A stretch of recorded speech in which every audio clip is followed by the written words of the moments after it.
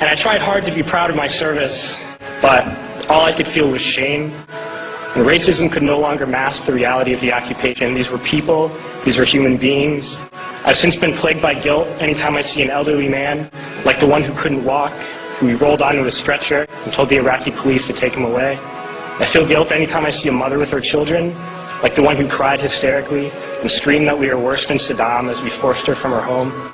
I feel guilt anytime I see a young girl, like the one I grabbed by the arm and dragged into the street. We were told we were fighting terrorists. The real terrorist was me, and the real terrorism is this occupation. Racism within the military has long been an important tool to justify the destruction and occupation of another country. It has long been used to justify the killing, subjugation, and torture of another people. Racism is a vital weapon employed by this government. It is a more important weapon than a rifle, a tank, a bomber, or a battleship. It is more destructive than an artillery shell, or a bunker buster, or a Tomahawk missile. While those weapons are created and owned by this government, they are harmless without people willing to use them. Those who send us to war do not have to pull a trigger or lob a mortar round. They do not have to fight the war, they merely have to sell the war. They need a public who is willing to send their soldiers into harm's way. They need soldiers who are willing to kill and be killed without question. They can spend millions on a single bomb, but that bomb only becomes a weapon when the ranks of the military are willing to follow orders to use it. They can send every last soldier anywhere on earth, but there will only be a war if soldiers are willing to fight. And the ruling class, the billionaires who profit from human suffering, care only about expanding their wealth, controlling the world economy.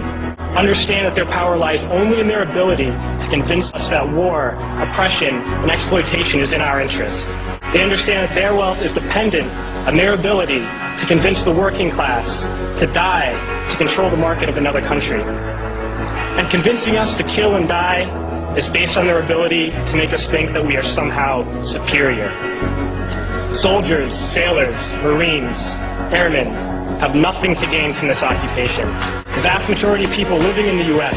have nothing to gain from this occupation. In fact, not only do we have nothing to gain, but we suffer more because of it. We lose limbs, endure trauma, and give our lives. Our families have to watch flag-draped coffins lowered into the earth. Millions in this country without health care, jobs, or access to education must watch this government squander over $450 million a day on this occupation.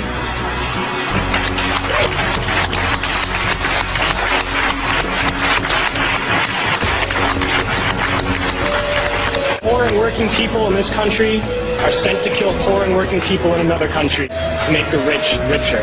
And without racism, soldiers would realize that they have more in common with the Iraqi people than they do with the billionaires who send us to war.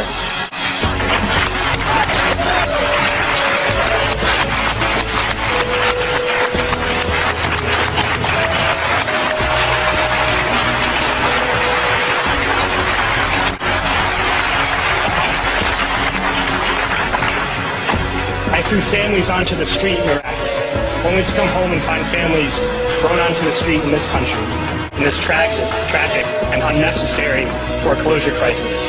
We need to wake up and realize that our real enemies are not in some distant land. They're not people whose names we don't know and cultures we don't understand. The enemy is people we know very well and people we can identify. The enemy is a system that wages war when it's profitable. The enemy is the CEOs who lay us off from our jobs when it's profitable. It's the insurance companies who deny us health care when it's profitable. It's the banks who take away our homes when it's profitable. Our enemy is not 5,000 miles away. They are right here at home. If we organize and fight with our sisters and brothers, we can stop this war, we can stop this government, and we can create a better world.